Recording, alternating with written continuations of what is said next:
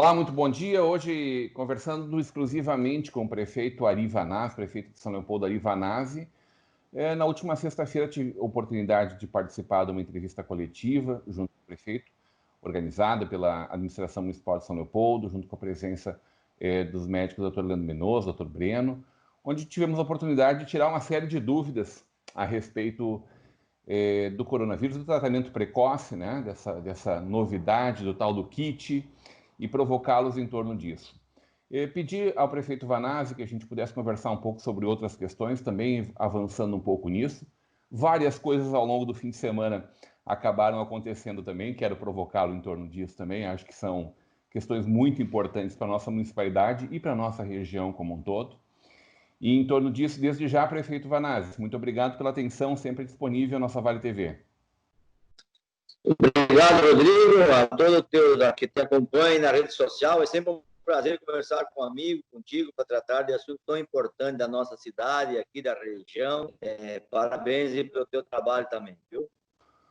Prefeito, uma das questões que no fim de semana foram discutidas intensamente foi a questão do retorno do gauchão, né? Na última semana, o nosso governador deu a carta branca à Federação Gaúcha de Futebol. O que parece que ficou muito difícil foi decidir um lugar para jogar futebol, né?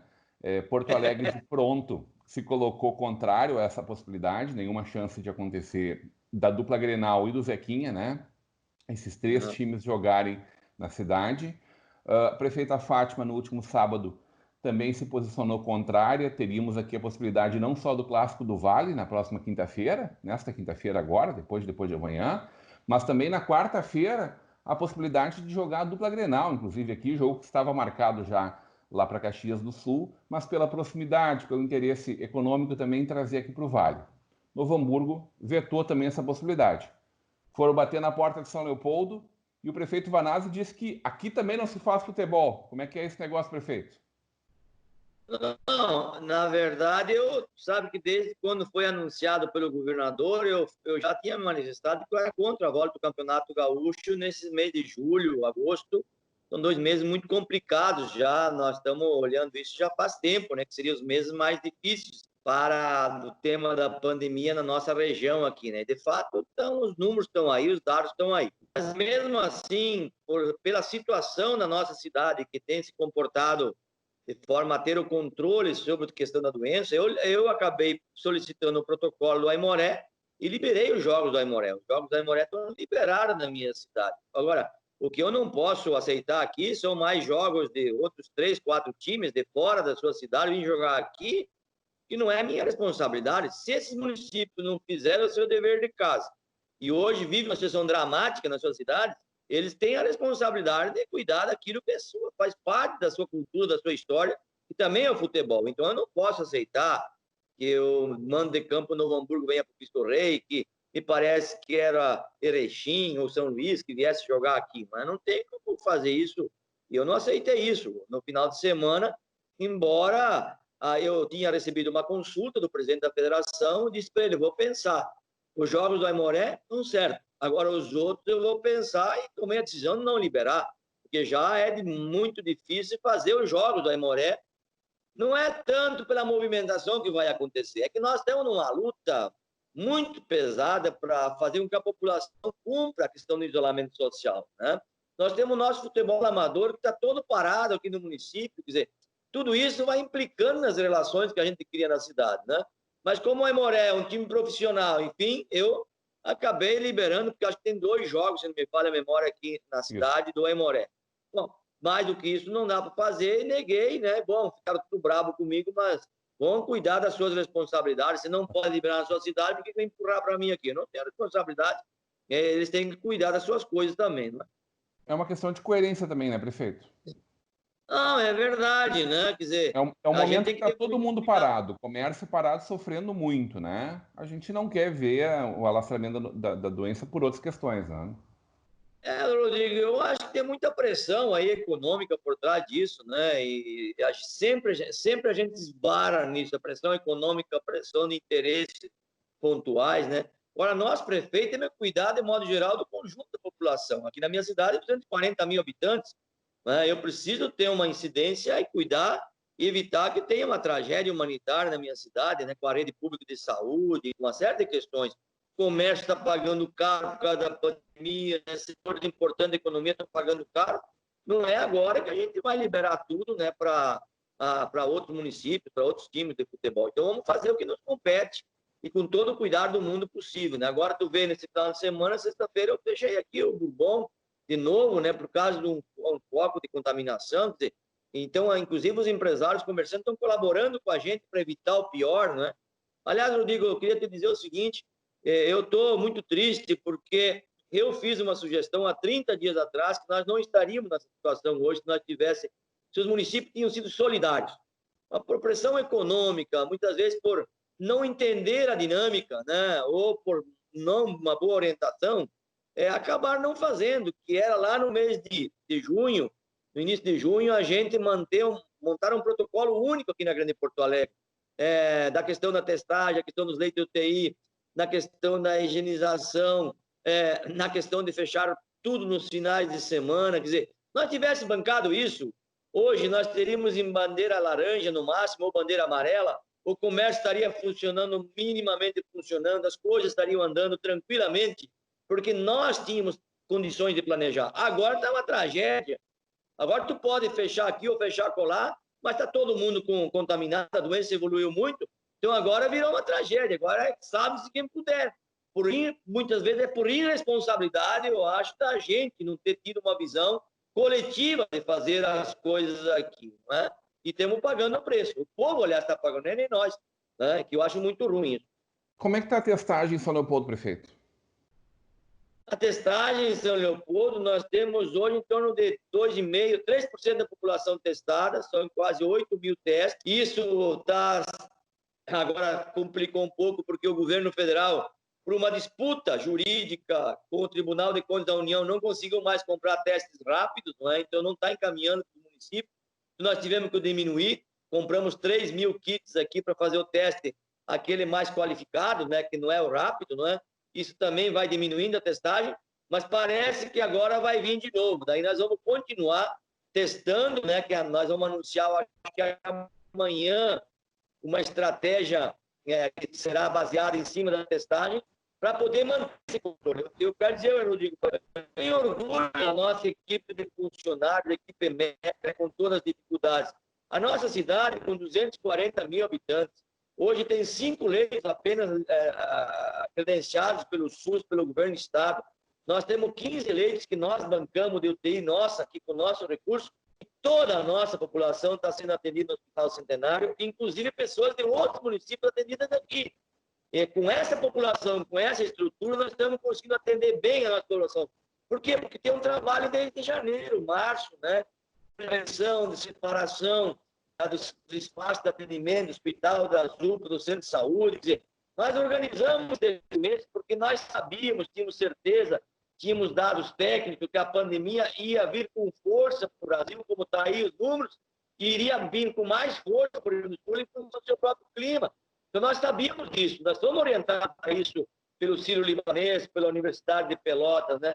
E hoje nós estamos bem estruturados, mas sempre com muito medo, né, da evolução dos avanços e sendo rigorosos, inclusive, nessa questão de isolamento social.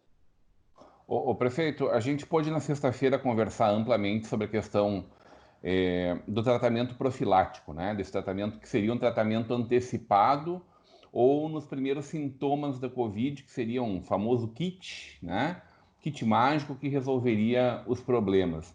A gente conversou muito sobre isso. Uma das coisas que mais salta aos olhos é a busca dessa solução mágica, né? Até o senhor falou muito pouco na sexta-feira, deixou espaço muito para que os médicos, os doutores que estavam junto conosco na live pudessem se pronunciar disso. Gostaria de provocar o senhor especialmente sobre duas questões hoje, e as duas fazem parte dessa fake news, né? São também oportunidades de a gente poder avançar um pouco nesse debate. Uma, a respeito de uma solução mágica que resolveria todos os problemas, que não sei como os Estados Unidos, a Europa ainda não descobriram isso. E a outra fala a respeito da quantidade de valor que vem de 18 mil reais para cada morto Covid para uma administração municipal, para o município. Outra grande bobagem, né? Outra grande maldade que alguns falam, desconstituindo o trabalho que é realizado aí pelos nossos mais de 5.500 municípios Brasil afora, de enfrentamento desse momento tão difícil que a gente está vivendo. Queria que o senhor falasse para a gente um pouquinho sobre essas duas questões, prefeito. Rodrigo, deixa eu dizer, eu na sexta-feira eu falei pouco porque eu queria deixar a parte técnica, as pessoas que têm responsabilidade de assinar e de, não é, de poder falar aquilo que tecnicamente hoje são conceitos, valores que são, vamos dizer assim, normas estabelecidas pelos órgãos de saúde, pela Organização Mundial da Saúde. Então, por isso que eu manifestei pouco mais para, de fato, que eles pudessem expor essa situação. Segundo, tu sabe também, né, tu tem acompanhado, tu é uma pessoa muito experiente, que tem contribuído muito com a população da região aqui, e é que hoje nós vemos uma situação dramática, né, de pandemia, mas também o país, né, entrou nos últimos 2, 3 anos numa situação de fake news, assim, que é um negócio assustador, né? Embora agora comece a desmascarar um pouco esse tipo de ação de trabalho, e talvez seja a salvação da democracia o nosso país, não é? Quer dizer assim, falar a verdade, questionar, debater, discordar, mas sempre basear naquilo que, de fato, são ações e questões comprovadas, e nunca inventando situações para tirar alguma vantagem. A fake news é sempre para tirar vantagem, ou vantagem econômica ou vantagem política. Não tem uma fake news que não tenha um princípio básico econômico ou vantagem política, né? Infelizmente, a humanidade evoluiu para isso e vamos ter que superar isso com muita discussão. Segundo, esse tema, por exemplo, eu não sou médico, né? Esses remédios todos, eles são comprovados, sim, eles têm registro, né? Na OMS, tem registro científico, mas para uma determinada situação, para uma determinada doença. Esse vermífugo aí que querem dar para o Covid, ele é testado para isso. Inclusive, eu compro aqui na minha farmácia municipal para distribuir para os moradores quando são receitados pelo médico, né? É para isso que eles servem. E o que aconteceu depois que apareceu tantos fake news e tanta gente, algumas pessoas, inclusive médicos, defendendo isso na minha cidade? Esse vermífugo que eu comprava 16 centavos na farmácia, hoje eu estou comprando, para comprar é R$3,50 o comprimido, era 16 centavos, foi a R$3,50 e tem alguns vendendo a R$7 o comprimido.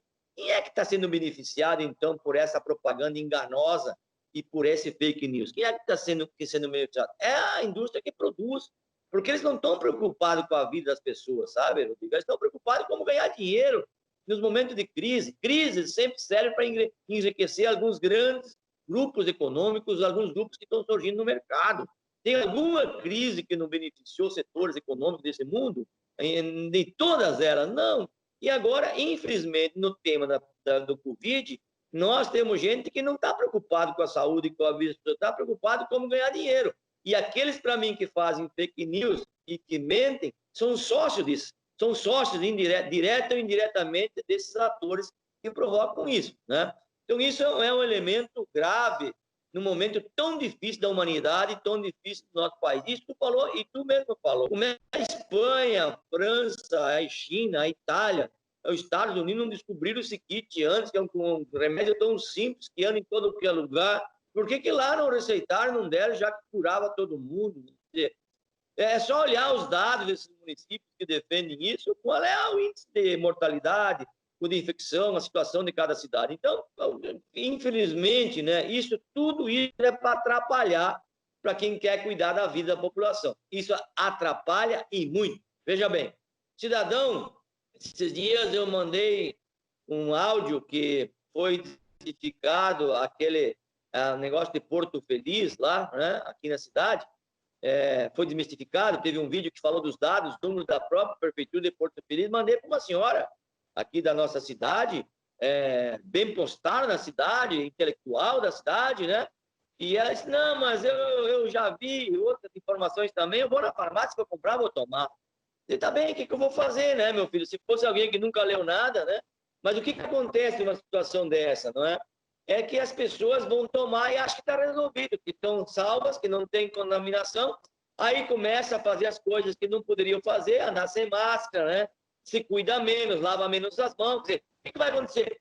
Esses caras são criminosos também. Esses que espalham os fake news e essas mentiras são criminosos, tanto são aqueles que acabam querendo ganhar dinheiro. Então, esses cidadãos vão pagar na história por aquilo que fizeram. No passado, já tivemos isso registrado há muito tempo, né? E segundo, outro problema grave que eu queria daí amarrar, esse negócio, né, do fake news, que os municípios recebem 18 mil reais por cada óbito. Olha em que momento se chegou na vida da humanidade, né? Nós aqui fizemos todas as decisões, comércio fechado, quase quebrando, indústria com toda a fiscalização, né, para evitar a morte das pessoas, e as pessoas dizem que que os municípios estão ganhando dinheiro, né, para poder com cada óbito. Há um contrassenso, né? Mas por que se espalha isso? Porque o presidente da República vem querendo vender um remédio, né? Então, criam fake news para tentar dizer que o cara tem que tomar remédio, né? Porque esse é o melhor remédio. Esse curou fulano, né? Ninguém tem comprovação nenhuma se curou ou não curou, não tem prova disso.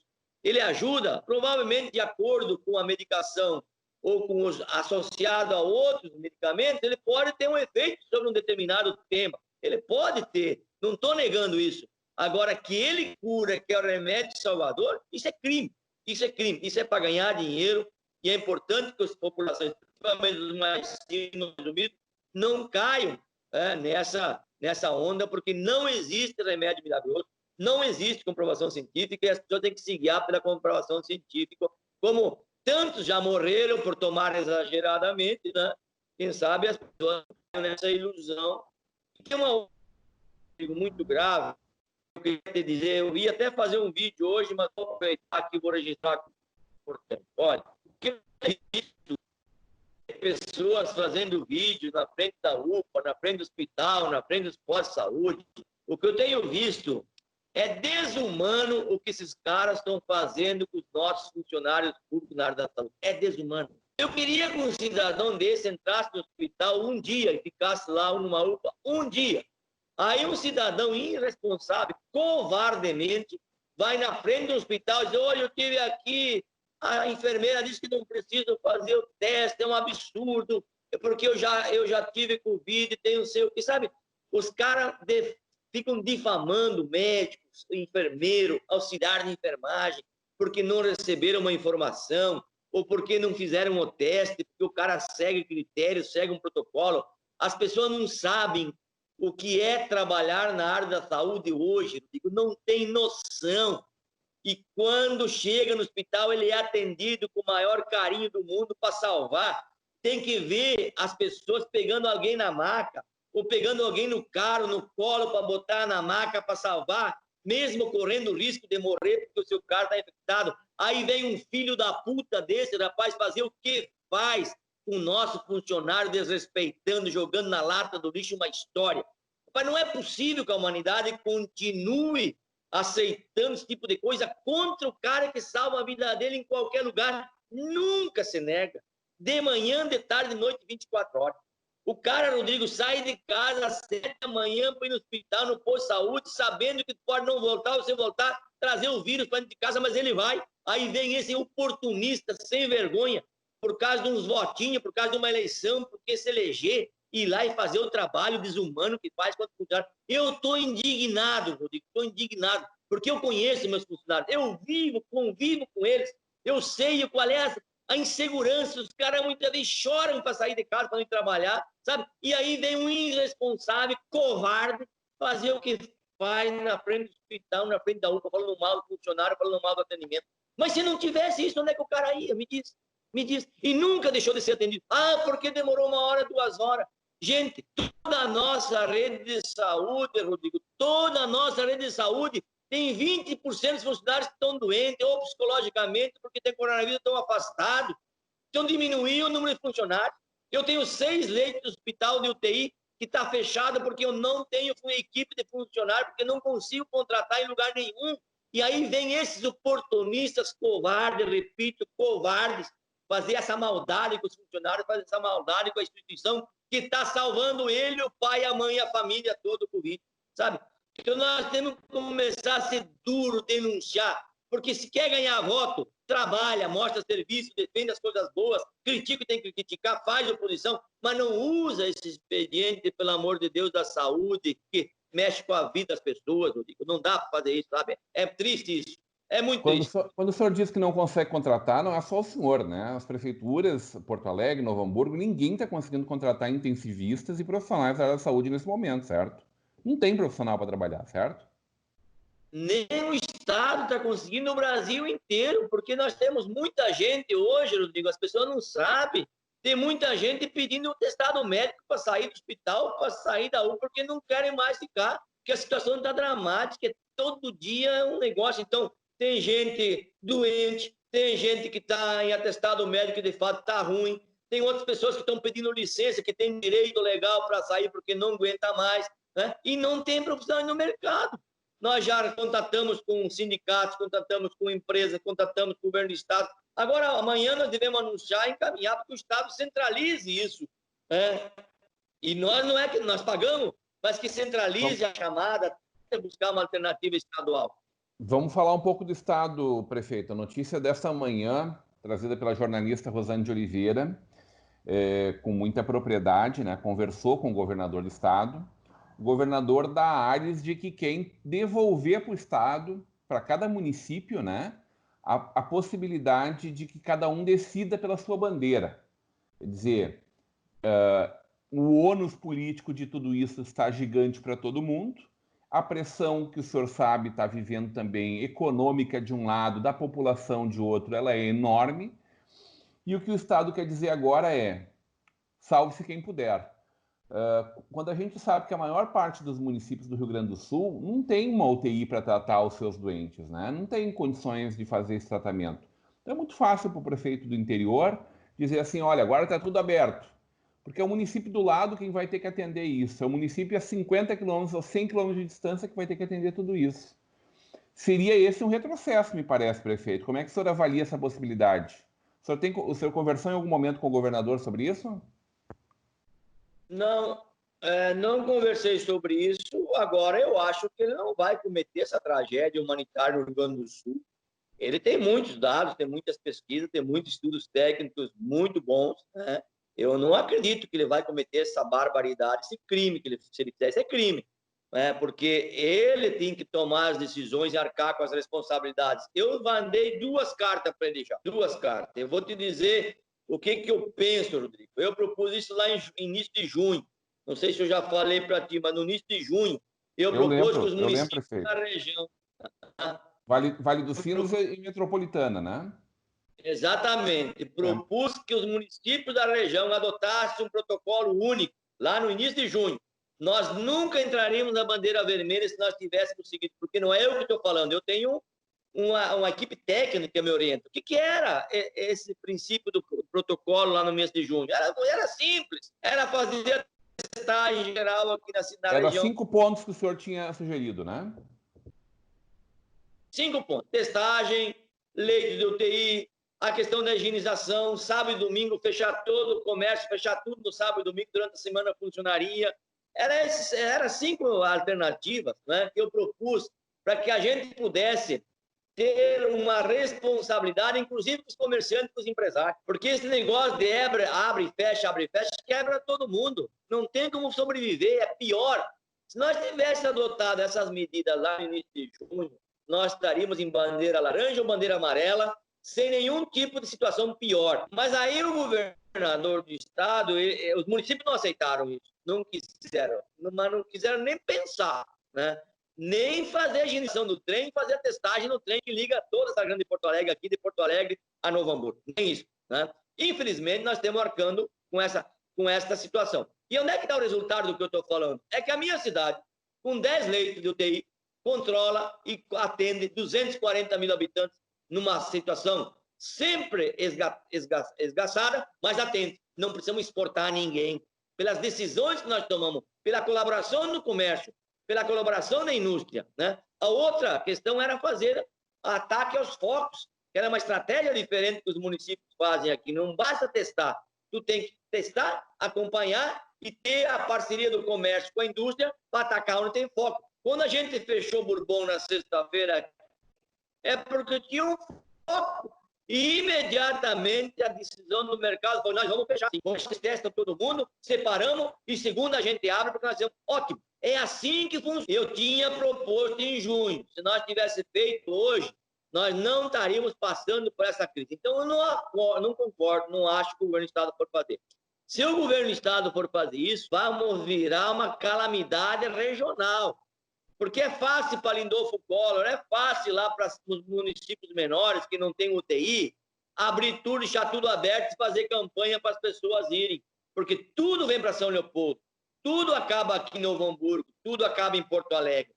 Então, por isso que eu sempre tratei do tema testagem, do tema regional, protocolo regional. Eu acho que ainda é necessário fazer. Eu estou defendendo urgentemente o seguinte: mandei essa última carta para o governador, vou repetir hoje. Que o governador do estado chame o setor empresarial, chame os municípios e diga o seguinte: vamos fazer uma parada geral de 10 dias, 14 dias. Define a data de acordo com os dados que tem. Faça um acordo. Daqui 10 dias, a gente começa a abrir progressivamente as coisas. Tu vai ver que daqui 20 dias, até o final do mês metade de agosto, está tudo funcionando reduzidamente, mas sob controle da política do Estado. Mas não tem como fazer, porque há uma pressão econômica que submete a pressão econômica. Daí não tem jeito. Aí nós estamos fazendo o quê, Rodrigo? Nós estamos espichando o processo, dando mais prejuízo, mais problema, que a gente está empurrando com a barriga até o final de agosto. Isso não pode acontecer. Não tem jeito de acontecer. Prefeito, fundamentais essas explicações que o senhor está nos dando e sempre de peito aberto conversando com a gente. Eu não posso terminar nossa conversa sem me questionar um outro ponto. A parte de Covid agora, mas uma notícia muito importante para o Rio Grande do Sul inteiro, que passa pela nossa BR-116, né? O Rio Grande passa por aqui, a serra, a interligação com várias regiões, que é a possibilidade da ampliação da ponte, né? Do Rio dos Sinos, ali na altura do viaduto da rodoviária, né? Eu sei que o senhor teve um encontro na última sexta-feira com os técnicos dessa empresa vencedora da licitação, e a gente tem a perspectiva de, a partir de novembro, ter alguma coisa já, a obra acontecendo. Vem com um atraso histórico, como sempre, no nosso país, né, prefeito? Mas que bom que está chegando aí. O que o senhor pode antecipar para nós, contar aqui sobre essa questão, prefeito Vanazzi? Olha, eu fiquei muito feliz com a ideia, né, e com a notícia dada aí para alguns parlamentares de que agora vai sair a obra da ponte e alargamento aqui da ponte, né? Essa obra faz parte daquele pacote licitado em 2010, que depois deu problemas agora recentemente, né, disputas jurídicas, enfim, mas foram liberadas na justiça o restante das obras, né? Eu recebi os técnicos do consórcio que ganhou essa licitação na sexta-feira para ouvi-los. De fato, eles têm um projeto mínimo, né? Um projeto que foi licitado, mas agora eles estão fazendo todos os projetos executivos da obra, né? Então, eles vieram na prefeitura buscar os dados necessários para poder fazer os projetos executivos da obra. Então, nós estamos agregando a essa obra aquilo que achamos importante estar junto com a ponte, a questão do trânsito, né? A questão das laterais, da BR-116, acho muito importante. Mas ela provavelmente vai demorar um tempo maior, porque até juntar os dados dos municípios, né? Compilar esses dados, fazer os projetos executivos e darem andamento à obra, ela leva sempre um tempo técnico razoável, né? E mais, né? Eu fiquei sabendo, liguei para o DENIT, de que, de fato, não existe recurso do orçamento para a execução dessa obra. Então, por enquanto, temos no debate, né, político, enfim, executivo da obra. Acho que 2020 não sai do papel, prefeito. Eu não posso te afirmar isso, eu espero que saia em 2020, né? Mas pelo que eu percebi, assim, nem os técnicos que vieram buscar os dados sabem direito como começar, para onde é que vai andar, qual é o prazo que vai ter. Eles estão compilando, buscando dados da prefeitura. Eu, por exemplo, vou levar agora uns 10, 15 dias para entregar os projetos do SEMAI, das galerias que passam por aí, os projetos de drenagem que passam por ali. Nós temos um problema na ponte, que é o problema das cheias, que essa ponte que está, ela é baixa, elas precisam ser um pouco mais altas. Quer dizer, tem todo um engendramento técnico que precisa ser observado. E isso sempre é um processo um pouco mais demorado, um pouco mais complexo de fazer. Mas A boa notícia é que tem indicativos que vão fazer os projetos executivos para executar a obra e está licitado. Mas não será um negócio simples e fácil. Muito obrigado sempre pela disposição de falar com a nossa Vale TV, com os seus cidadãos de São Leopoldo, né, e com as pessoas da nossa região inteira, agradecendo sempre a sua presença e seu carinho conosco. Obrigado, Rodrigo. Um bom abraço, um bom trabalho. Seremos fortes para vencer a pandemia e também fazer as nossas cidades crescer e se desenvolver. Muito obrigado e um abraço. Tudo de bom. Um bom dia para o senhor. Bom trabalho, prefeito.